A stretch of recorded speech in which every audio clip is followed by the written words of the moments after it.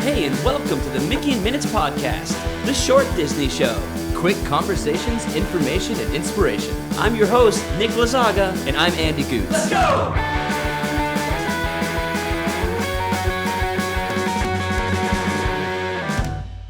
Hey, what's going on, Andrew? Nicholas, how's it going, man? Listeners, Dude. how you doing?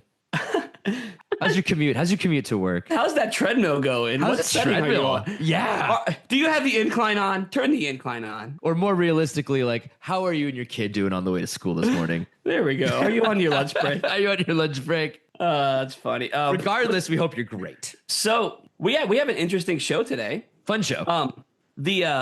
Super fun show. The day that we're recording this, Andrew, is Hollywood Studios' birthday. Happy birthday, Hollywood Studios, formerly known as MGM Studios. Yeah, this time last year, we released a 2-part mini-series, I guess you can call it, called 35 Things We Love About Hollywood Studios. Go back and listen to that from season 6. It was awesome. Remember that? What about that? Oh, great episode. Fantastic episode. That was a lot of fun to record. Yeah, 2 episodes. That was so fun to record. Full disclosure, we recorded that in one session. Yeah. So it was 1 episode to us, 2 to you guys. But yeah, that was our celebration of Hollywood Studios 35th. And this episode, we're recording it on Hollywood Studios 36. It won't come out for a few weeks now because, behind the scenes stuff. That's how it goes. That's necessarily in order. But yeah, so when you're listening to this, think back to that day. May 1st, 2025, as the day we recorded this, the birthday of studios. And so we decided to do something really special. That last episode, we really talked kind of broadly about Hollywood Studios, and we just kind of gushed over that beautiful, amazing park. Yeah. And so this time, we decided to narrow the focus and talk about one of the things that Hollywood Studios really is known for, and that's live entertainment. Yeah. Love it, man. Live entertainment. I mean, when you think of Hollywood Studios, there's a grandiose factor to it, right? Like the beauty of Hollywood, or I guess really originally MGM Studios. MGM Studios. Yeah. We got to touch on that a little bit. Exactly. If you guys don't know, Disney MGM Studios opened in May of 1989. And it was kind of like the brainchild, I guess you could say, of Michael Eisner.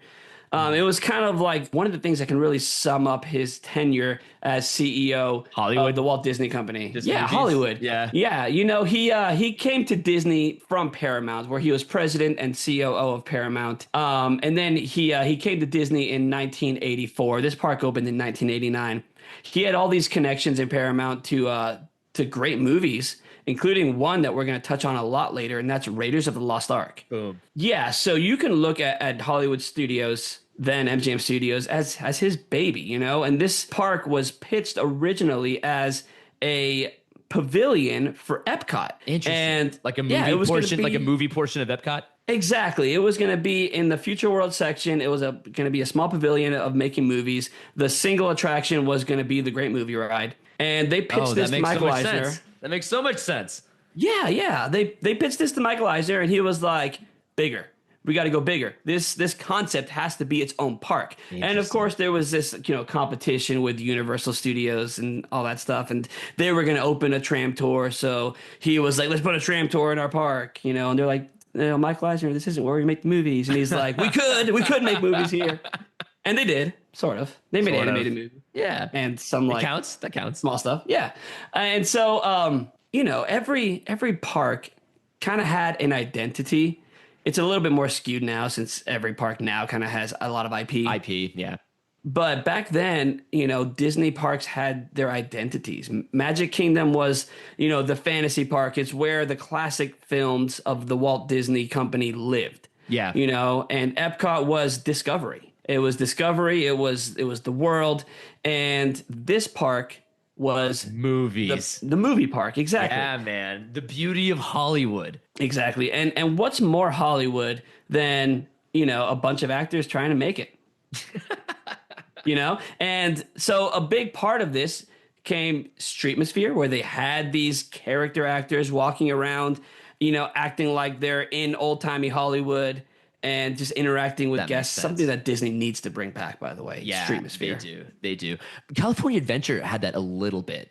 They still have the actors walking around timely, right, pretending that And they it's have the like 1950s. the five and dime band Right. that goes and plays, and they're in their outfits, their period outfits. But bringing that back And into the Disney World ethos in like the Brown Derby area, that would thrive. yeah, and I hate to bring Epic Universe into this, but one of the things that looks so cool about Epic Universe is the Streetmosphere, is Yeah, the amount of exactly. characters walking around. We kind of talked about Yeah. this on a Mim Monday several weeks ago. They have characters not just for meet and greets, but filling out the land. Anyways, that's something I wish Disney would bring back a little bit more. I think they could. They will. They will one day. Like Disneyland is known for that. Disney World, not so much. Disney World, you wait in line to meet a character. Disneyland, you can just encounter them in the wild. The Disney cruise is huge on that. The amount, we've mentioned this before, but the amount of Disney princesses that are just around is incredible. Yeah, absolutely. And just like you mentioned Disneyland, I'll be there in a couple months, and I'm just so excited because like that's some of my favorite things is just running into characters. One of my favorite photos from my last Disneyland trip is a picture of just me and Peter Pan in front of Small World. Yeah, where it's exactly. like, what? This is awesome. So yeah, no, it's fantastic. And so leading into the Hollywood side of MGM Studios, the other thing that they did to fill out this park that frankly didn't open with very many attractions, Yeah, I could see that. is live entertainment, live shows. And that's what we want to talk about today. We want to talk about the live shows from the past, the present, and of course, the future at Disney's Hollywood Studios. Yes. A lot of fun things coming to Hollywood Studios. How do we want to start this? Do we want to... Let's start with what you just said. A lot of fun things coming to Hollywood Studios. Specifically, there are two shows opening on May 27th at Disney's Hollywood Studios. What are they, Andrew? Same day? Same day. Oh, amazing. Okay, we're talking about the revamp of the Voyage of the Little Mermaid stage show being number one, staying put where it is existing, but just doing a little bit of a reboot, not a reboot, but just a refurbish, we would say. And then secondly, Disney Villains show replacing Lightning McQueen's car show right next to Rock and Roller Coaster. At the Showcase Theater. Yes, exactly. Yes. So very cool stuff coming. And I mean, honestly, this Villains show that's coming, it looks How much do we know about it? I haven't really heard a whole lot. Yeah, we know a little bit. We know the basic premise.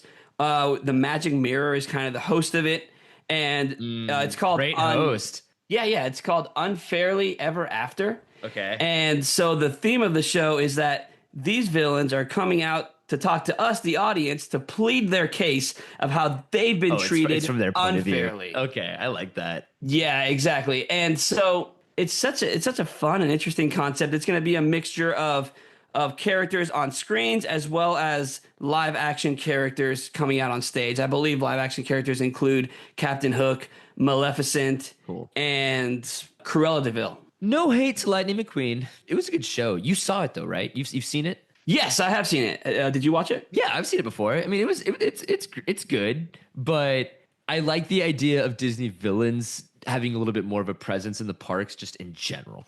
Yeah, so speaking of Disney Villains, you mentioned that Lightning McQueen is, the thing that's preceding this show, right? It's the former thing in this theater called the Sunset Showcase Theater. But let's go back a little further. Okay. Because this Villains Unfairly Ever After isn't the first time the Villains have taken up residence in this location. I'm trying to think if I can recall what was there. So, and I can't. As far back as I can find, I guess one of the first things that filled this theater was something called Club Disney. And it's exactly what you think about. A club playing like top 40 hits. Like Pleasure Island Club? Not for adults.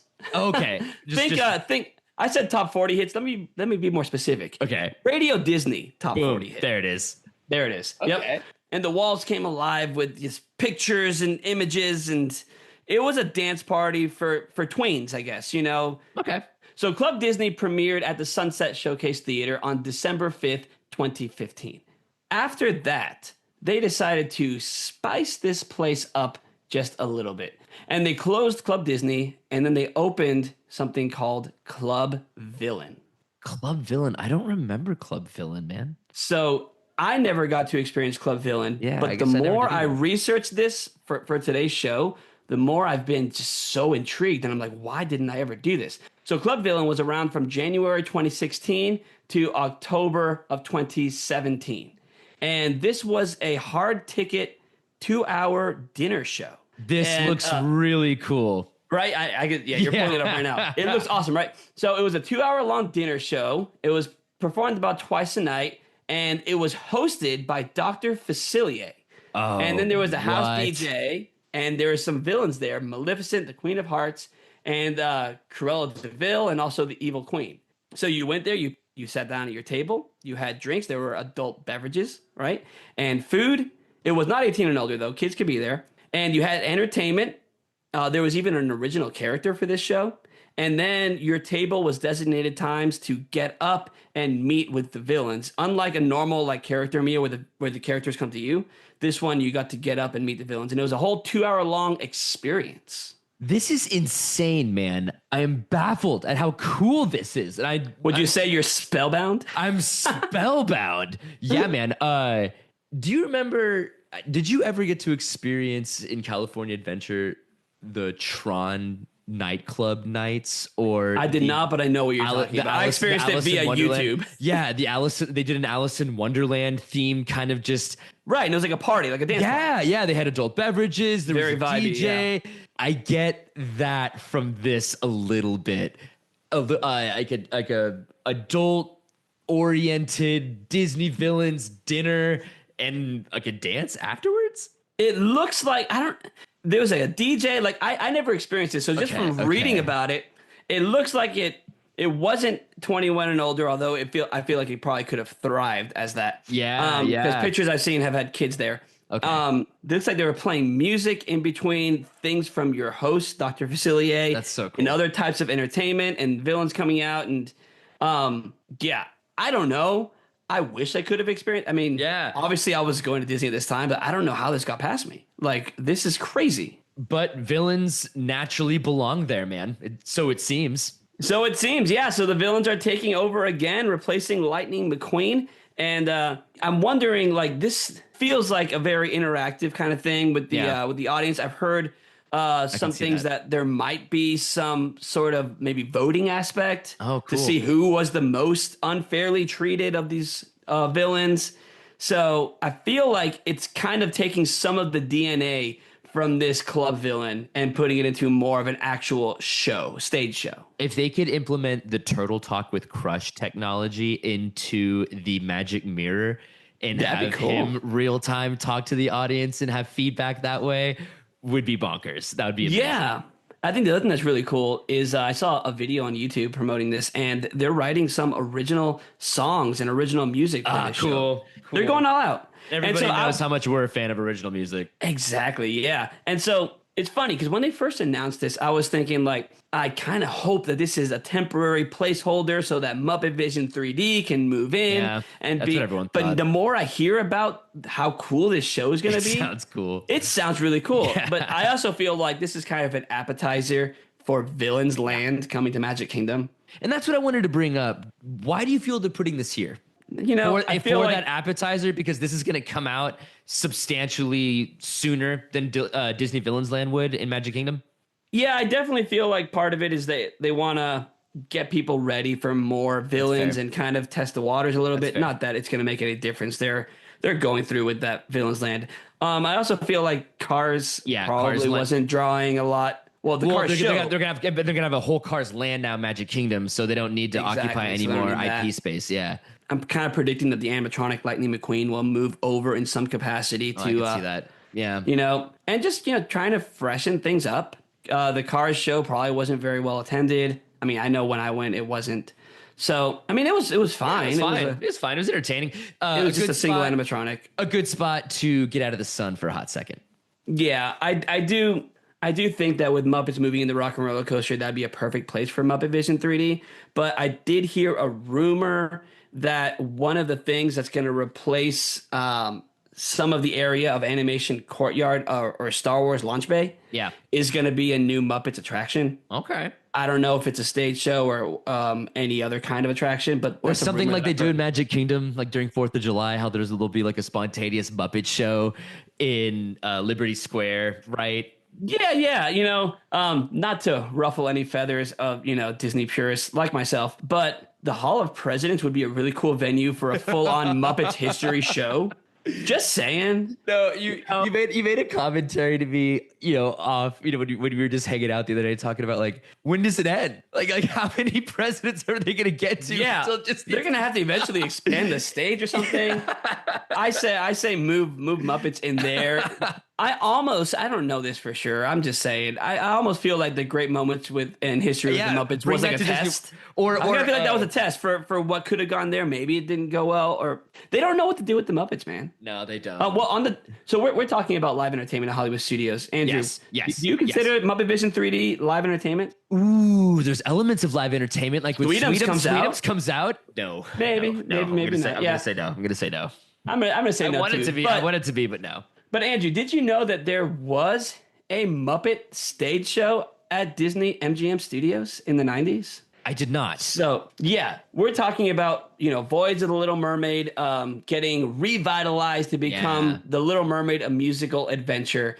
Is that the new name? Little Mermaid. Yeah, that's the new name. That's the new name. Yeah. And so Voyage of the Little Mermaid opened on January 7th, 1992. It closed for the pandemic in 2020. But before that was there was a show called Here Come the Muppets. Yes. And this was there from May of 1990 to September of 1991 when it was replaced by The Little Mermaid. But what made this Muppet show unique, Andrew, is that I don't want to ruin the illusion for any children listening here. So earmuffs, if you will. But this was people in costumes playing the Muppets. There was live actors, like huge, performers, like so huge people, like they do for like like a Sesame not like Street huge stage show. people, like yeah. But I not guess giants, in but like no costume character adult outfits. people in costume character outfits. Yes, Okay, exactly. that's cool. And so it was a little weird. And there were walk around characters in the 90s while we were growing up as well. I have some photos of me as a child with a Kermit the Frog that is like double my height. Wow, terrifying. Signed my autograph book, Actually, but I still have my autograph book. But yeah, and so this show was weird and unique because it was a Muppet stage show where it wasn't puppets, it was actual human performers in costume. interesting. Okay. Yeah, and so that was there before Little Mermaid. So the Muppets have been bouncing around MGM Studios for a while now. They Trying to just find can't a home. permanent home. Yeah, They need some new home. How much do we know about the new Little Mermaid stage show? Do we know what's getting revitalized? So if you remember that Little Mermaid show, it got so dated so fast. It got pretty dated. I mean, the lasers, it felt like we were at like a underwater. Pink Floyd Yep. concert or something. Or like one of those when you go to a planetarium and you watch a laser show of like the Pink Floyd album. Yeah, exactly. Yeah.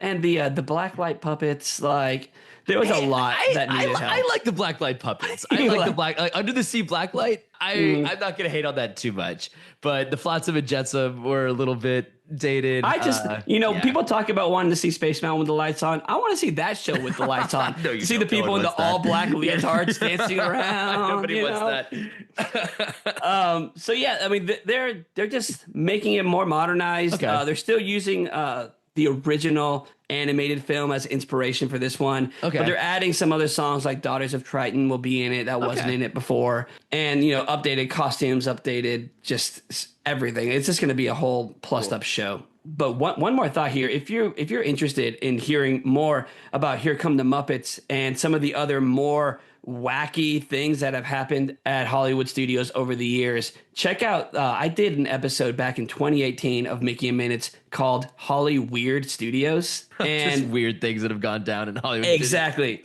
And so, again, talking about live entertainment, one of the things I talk about in that episode was, Andrew, there was an Ace Ventura stage show at MGM Studios. Oh man, that was probably pretty cringy. I can only imagine how cringy that actually was. I remember watching that show. It was right around the time that the sequel came out, When Nature Calls. And after the show, Which was the Ace filmed in Ventura, San Antonio, by the way. Was it really? Yes, That's it was. so funny. Yeah, man. There's old camcorder footage from my family of Ace Ventura coming up and saying hi to us and signing my autograph book. If I could find that.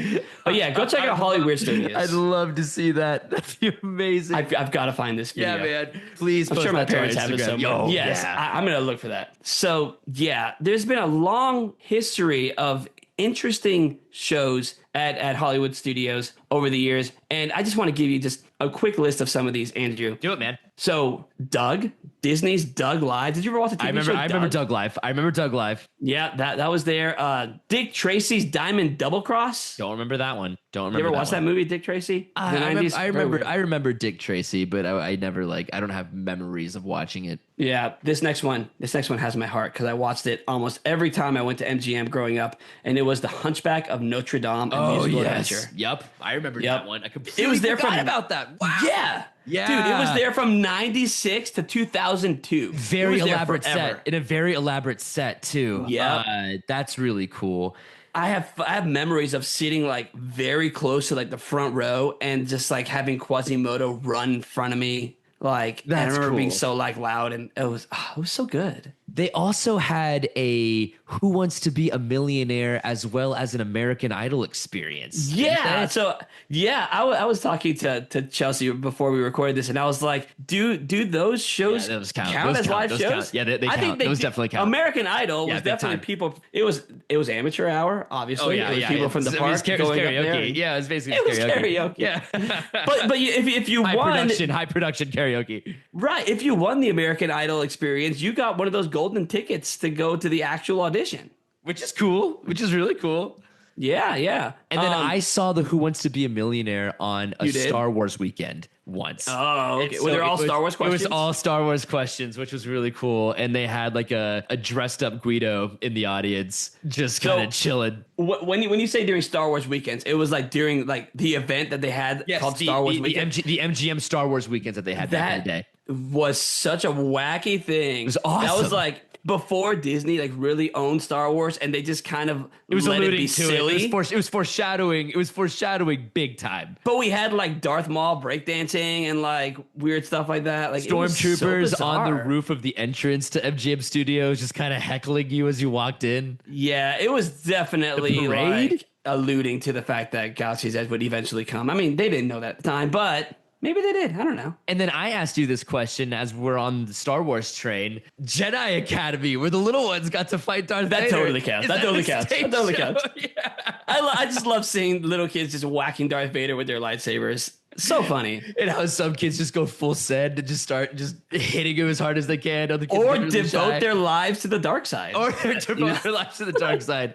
Yes, absolutely. Okay, amazing. Yeah, gosh, there are just so many more that we can't get into now. There was Superstar Television, which had a lot of audience participation. Yeah.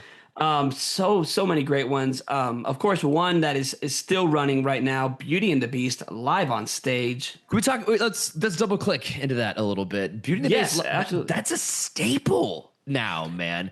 It is. Do you have the stats on that? When did it open? Dude, it's been around for as long as the movie's been around. It literally opened on the same day as the film, November 22nd, 1991. Wow. This stage show is legitimately just as old as I am. I was born November 17th, 1991. So this stage show was only like a few days older than I am, or younger than I am. Yeah, so if you were at studios on this day and you watched it before the movie, you got like a taste of what the movie is, because obviously the movie is just world renowned, one of the greatest animated films of all time. Can I just say, did you ever watch this show like during like its COVID run?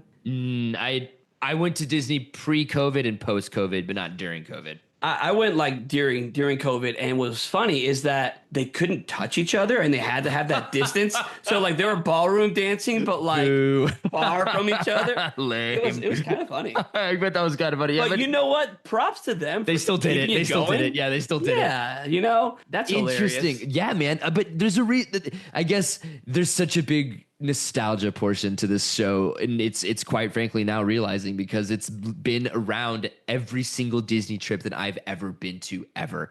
It has been there, and I've seen it every single time I've gone. That's wild. And what's funny is that I don't have a lot of memories of watching this while I was growing up because this was always the show that my mom and little sister went to when me and my brothers and my dad went to go ride Tower of Terror. That checks out. That is that. Yep. So yeah, so they watched it every trip. I didn't. I would go ride Tower of Terror and Rock and Roller Coaster. And I didn't honestly watch it until way later in my life. That's so funny. It's the opposite for me. This was the one thing that we always had to do with my mom.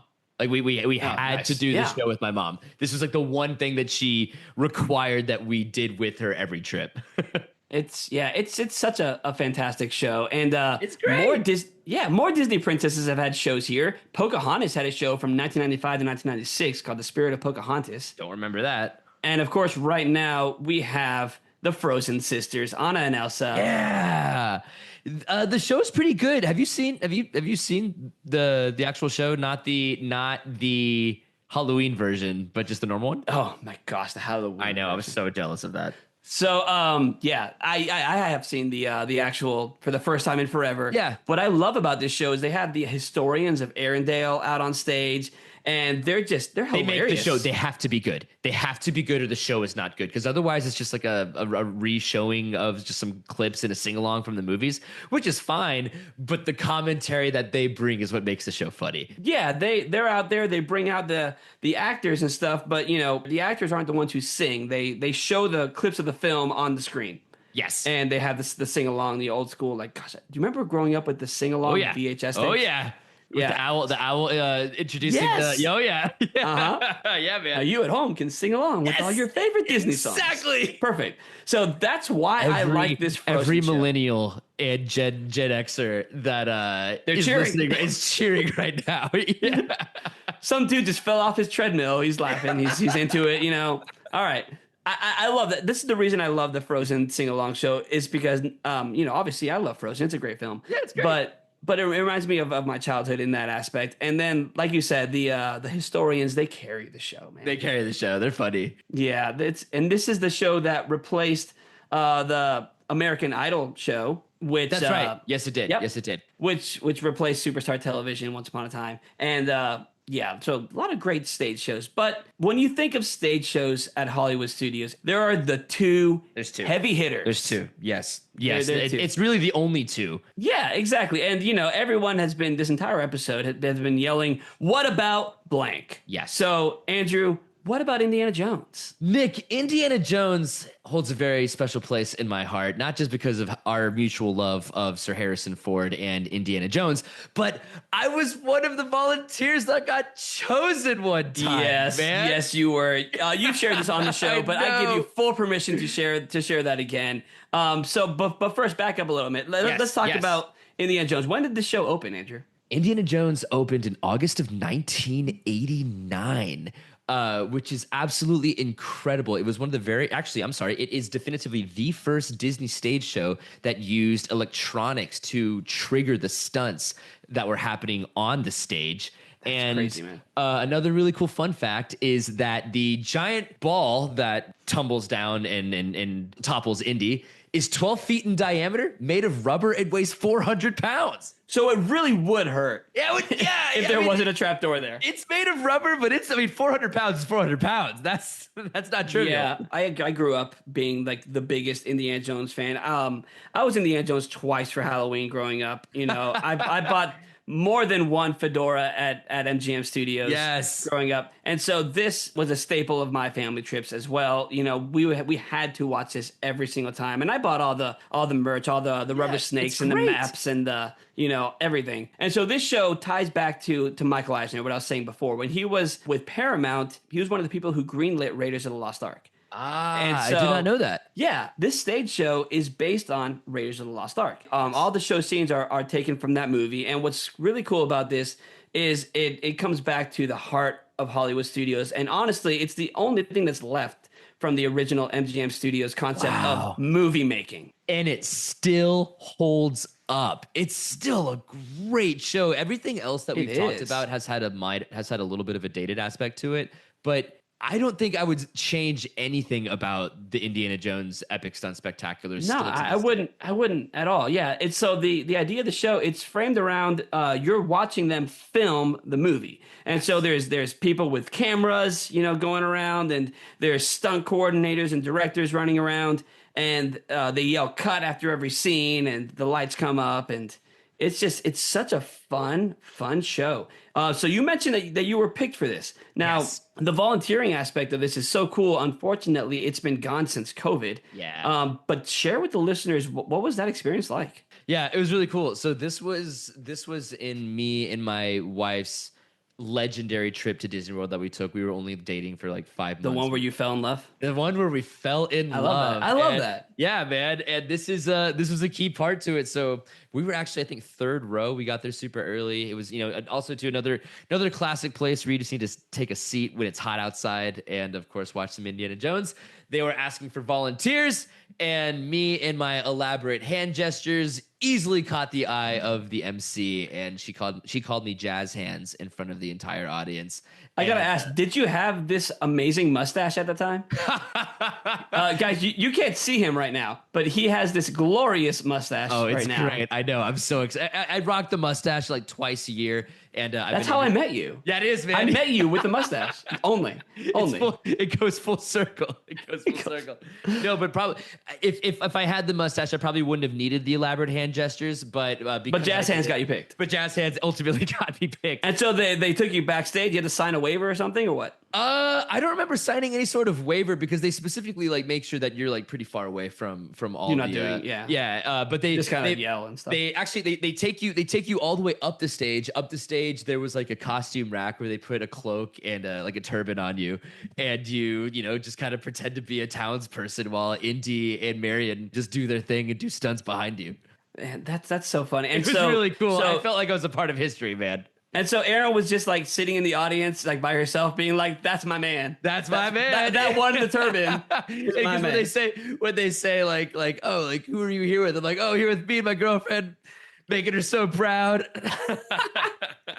That's so cool. So yeah, so that whole thing takes place during the marketplace scene where they're jumping on buildings and climbing ladders and falling through like cushions and stuff.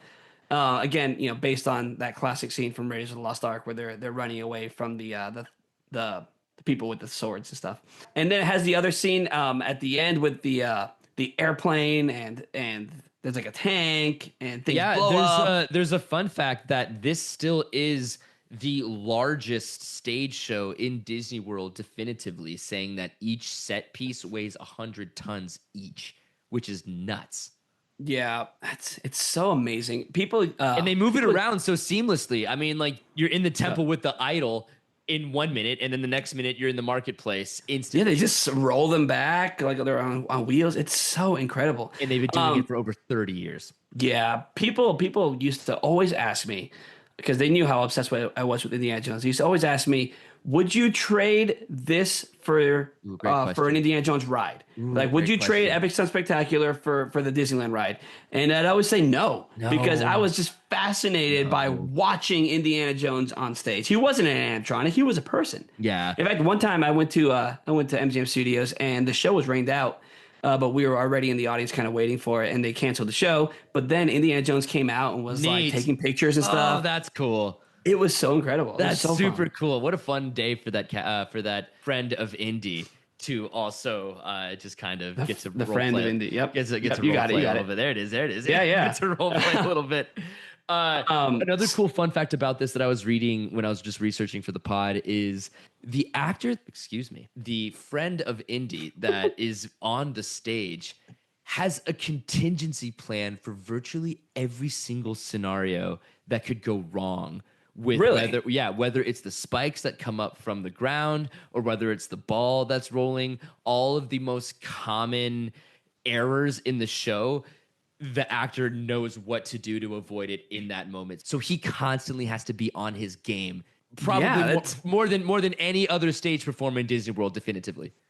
It sounds like it. I don't know how a lot of the stunts are timed and triggered and stuff, but I do know that those spikes are he triggers those. He steps on the pads that makes them go up. Ah, cool. So at least that part I know. Spoiler alert. Spoiler alert. You know, it's movie magic, right? The whole Yeah. point of this show is how are movies made. But ladies and gentlemen, this was not the only stunt show. It was the best one, but not the only stunt show that was ever at Hollywood Studios. We had Lights, Motor, Action, Extreme Stunt Show from 2005 to 2016. It was it was replaced by Galaxy's Edge. It was fine. Great It was cool. replacement. Fantastic replacement. Oh yeah, I would take Galaxy's Edge any day. No issues with the replacement. But yeah, it was a classic car show. I remember they like picked somebody out of the audience and they had him like pretend to control the car with a remote control, but there was a stunt driver inside and he does donuts. It would go backwards up the ramp and there was explosions. There was a point where they brought out like Herbie the Love Bug at some point, and Lightning McQueen came out sometimes. Yeah, it was a good show. This was brought over to the United States parks from Paris. Oh, so really? there was I thought it was the California Adventure original. No, this came from Paris. And so during one of the many celebrations that the Disney company has had, they decided to bring over a lot of stuff. Very so cool. it wasn't original to studios, but it was cool. And, you know, whatever. It's gone. Galaxy's Edge is there. Just in general, people watching cars do jumps isn't as exciting as it once was back in the day. No, it's not. And the park has gone away Evolved. from the movie making aspect of it, and it's become more of an IP park. You know, Galaxy's Edge, like we said, Toy Story Land and of stuff. movies, which is why you can accept it and just be happy with it and move on. Exactly. But there is one more show at Disney's Hollywood Studios that people are just yelling. Everybody say it with me. FANTASMIC.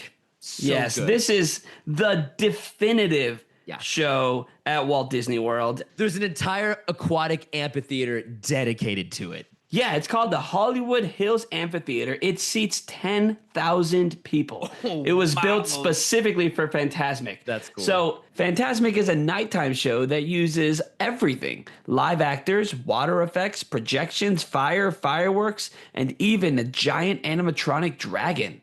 And it tells the story of Mickey's dream turning into a nightmare.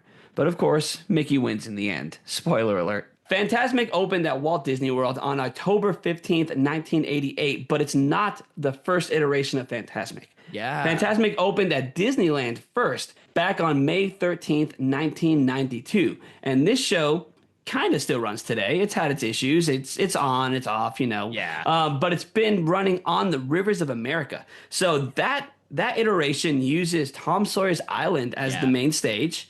And the Rivers of America, where all the other the floats and everything go by. It's and cool. It's really They also have pirates, like the Black Pearl goes by. Before the Black Pearl, it was Peter Pan on the Jolly Roger. I could see that. Spectacular. But you always talk about just the kinetic factor of a theme park or just Disney World in general. The kinetic factor of seeing a giant pirate ship move across the Rivers of America is insane. It's really cool. Especially if you're like approaching that side of the park from somewhere else and you hear like a pirate battle and you look and you see it. It's crazy. See it, yeah. And the Disneyland FANTASMIC is so organic because during the day, you have no idea that a show is about to happen there. The potential. So, you don't understand the potential that a live show could have in that location. And all of a sudden, like, the lighting fixtures and the sound systems will start rising out of the ground, and it just becomes a theater, and it's so incredible there. But I feel like, you know, all right, you might say the Disneyland one is the definitive version, but I think the Disney World one is better It really came to its own. Like it found its place. The theater was built specifically for FANTASMIC, so it had a different set. It wasn't a revamp of Tom Sawyer's Island in any way. It was they built a full like mountain set where Mickey's on and everything, and they do some elaborate stunts on there. For a while it was Pocahontas and John Smith and that whole scene, and now they have other things with like Aladdin and stuff. And they brought Anna Nelson into very it cool. too. Yeah, and there's actually another version of FANTASMIC at Tokyo, in Tokyo Disney Sea. Okay. This one opened on April 28th, 2011, and it's in the Mediterranean harbor area. Okay, neat. And that one looks really cool as well. But again, the one that I grew up with, and I'm sure you did too, is the Disney World one. Big time. And walking into the theater, and they were basically just playing the Disney Mania CDs with Yes. like the "Kiss the Girl" sang by like Raven Simone and That's stuff. right, And it was just that's so right. like That's right. random, and they still play that. They still do. They still do. But so yeah, walking in, listening to the Disney covers, and then Nick, always the selling of the glow wands or the spinning light up toys. Yep. That's always what I remember. Just at nighttime, like, you have to have one. You know, FANTASMIC is about to have it when they start busting out the carts, and it's like a mile walk to get to this theater. Yes, it is. So you enter from like an entrance right next to the Beauty and the Beast theater, And you encounter like 40 different vendors while you get there. Yep. So this show originally wasn't called FANTASMIC, Andrew. It was originally called Imagination, and Disney very quickly realized they couldn't copyright that. So they had to come the up word imagination. Yeah. So you have to make They up had to your come own up word. with their You have to own make up your own word. Exactly. And it looks better on a t-shirt. Oh my God, So- Nick, I want to be in the boardroom when they're coming up with those names. Like, all right, gentlemen, we can't copyright the word imagination. We got to make up our own word. What do you got? How about unbelievability? Nope. Steve, what do you got? you're- FANTASMIC. Yes, let's go with that one. You're just making me think. Do you remember it was not very long ago when there were all these rumors about Disney renaming Hollywood studios to something else since they were getting away from the studios aspect of it? No. And some of these names started leaking. And the one that I remember was so funny. It was Cinemagic. Cinemagic, exactly. Cinemagic. And it's like, all right, Disney World gets a lot of guests from other countries. They're not going to know, let's go to Cinemagic. That doesn't translate. But that's that's perfect. It's exactly right. So funny.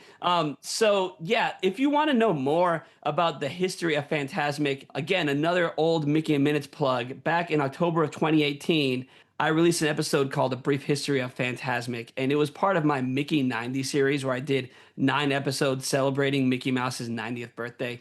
And so I'm not going to get any more into the history of it here on this episode, but go back, listen to that episode because, if I do say so myself, it's a pretty good quick dive into the history of FANTASMIC. So, Nick, do you want to do a quick ranking of what's current at Hollywood Studios? I feel like it's a pretty resounding. 1 is FANTASMIC, 2 is indie. So we're really just ranking the rest of them. There's anybody who wants to argue that FANTASMIC isn't number 1. Yeah. Send me a DM. We'll talk about it. I'll convince you. There's a lot of key points that could be made. Yeah. And absolutely Indiana Jones number 2. I'm gonna say Voyage of the Little Mermaid revamp is going to be number 3. Actually, I'm sorry. Oh, you're calling it. No. I'm sorry. As I say this, Villains is going to be number 3. Okay. If we're saying in the future tense, Villains will be number 3, and I think Little Mermaid will be number 4. I don't think I disagree with you, but you're putting both of these in front of Beauty and the Beast? Yes. Oh my goodness. I know. My goodness. Again, nothing against Beauty and the Beast. The nostalgia factor is there. The show still holds up, but yeah. But in terms of just so you're just thinking that this villain show is going to be amazing. It has to be, Nick. Disney is putting a lot of eggs in the Disney villains basket. They also know what they're competing with. They also know what they're competing with Epic Universe. If this is going to be anything brand new that they're busting out post Epic Universe, it needs to be amazing. Yeah, we mentioned this on a Mid Monday where we're like, no matter how long Disney has been planning something, everyone's going to pull out they're just trying to compete with Epic Universe card. No, Disney did it first. Is this competing Disney with? did it first. If anything, Epic Universe is competing with Disney, but Disney always needs to be ahead. No They matter need to what. have an answer. And you're not wrong. That whole monsters area is really cool. And Disney knows what they have. They know that they have monsters, but they have these monsters that are nostalgic to a very specific group of people, Disney adults, right? All of us. And so, they're definitely going to put their best foot forward with this stage show. It's like I said, it's going to whet people's appetite for Disney. They can't afford for people to be like, nah, I don't like this. Right. Yeah. And they're halfway done building this super expensive land. Exactly my point. Yeah, man. Yeah. No. All right. It's going to be awesome. So we have FANTASMIC. Yes. We have Indiana Jones. Boom. And then we're making a future prediction that Villains will be 3rd. It will be. I'm going to put Beauty and the Beast 4th. I'm gonna put it over Little Mermaid just because of the nostalgia factor. You know me, Andrew. Can we You know I'm a tie? sucker for Can we nostalgia. tie? Can we tie? We can tie. We can I was tie. thinking this would be a joint list. We should be able to agree on something. Yeah. I mean, the updated tech of anything. Well, I guess the question, Andrew, becomes which is more of your movie, Beauty and the Beast or Little Mermaid? Little Mermaid. All of us Little Disney Mermaid. millennials. Little Mermaid. We have our film. Yeah. I was You think Little scared. Mermaid's I was scared of Beauty and the Beast as a kid, man. Beauty and the Beast is scary. The first Was it 30 minutes Beast? is super. Yeah, man. Was it the old lady that scared you? It was just everything. The Beast is like the crazy spider machine that he throws Papa in when he sends him back to the village is terrifying. The Beast is terrifying. You will join me for dinner. Yeah, man. Like Little Mermaid, Ursula's a little scary, but in general, Little Mermaid is like more of a happy movie. And now that I have my daughter is just obsessed with it. My wife, it's her favorite movie, so I've just like adopted it, I suppose. Are you ready in the future to hear your daughter say, "But Daddy, I love him"? Oh God! Like no, you don't. You think you do. He's a human. You're a mermaid. He's a human. Oh man, yeah. Okay. So and then we're just definitively saying Frozen is at the very end. yeah, because we touched on earlier, Frozen has all the video screen parts and stuff. It's not that original. Yeah. So you had before we close out the show, you had mentioned the Halloween, the Nightmare Before Christmas show that was in this area. Yes. So I went to Jollywood Nights. We did an episode on this last season. Jollywood Nights was incredible, and they really leaned into the live show aspect of MGM Studios, of Hollywood Studios, I guess. That's cool. And so they had this Nightmare Before Christmas show in the Frozen Theater, which was the same concept, where they had scenes from the film with the lyrics on the screen, and then there were actors on stage, but the actors, they didn't speak, and they were kind of pantomiming everything. Oogie Boogie came out. It was incredible. Oogie Boogie, but the puppet Jack Skellington came out, didn't he? Yes, it was a massive puppet of Jack Skellington. It's the one that was used on the stage show for Mickey's Not So Scary Halloween Party, and it was just huge. Such an incredible show. Yeah. So if we could include seasonal shows, that would have to be kind of high up on the list. I agree. As typical me fashion, I cheated to watch the YouTube. It looked amazing. I was so jealous that you saw it. It was just such like a weird, very Tim Burton-y, but like just the way that everything happened in the show. I don't want to spoil it. You just spoil it for yourself or go to Jollywood Nights next year. Yeah, there you go. It's incredible. They also had two other live shows at Jollywood Nights. They had a show called Glisten, which was an ice skating show in front of the Chinese theater, which was fantastic. Had original songs. We're both suckers for original songs. Big time. Very cool seeing ice skating. And then the other one in the Beauty and the Beast theater, they had a show hosted by the Muppets. And it was just like a fun Christmas variety type show. And Belle came out. She sang As Long as There's Christmas from the Belle's Enchanted Christmas movie. Yeah. And it's so nostalgic, so fun. Long as there's Christmas. Exactly. That's the one. That's the one, man. So, side note, I went to Be Our Guest restaurant around Christmas time one time, and they had the Christmas tree set up in that main dining room, and it had the tree topper from the film, the little angel. Yeah, the little angel. Yeah, it was so cool, man. So cool. So yeah, Jollywood Nights, spectacular, especially the live shows. It really does continue the legacy of live entertainment at Hollywood Studios. So listeners, as you finish your treadmill run, as you finish dropping your kids off from school, we ask you, what is your favorite live show at Hollywood Studios, past, present, or future? We want to know.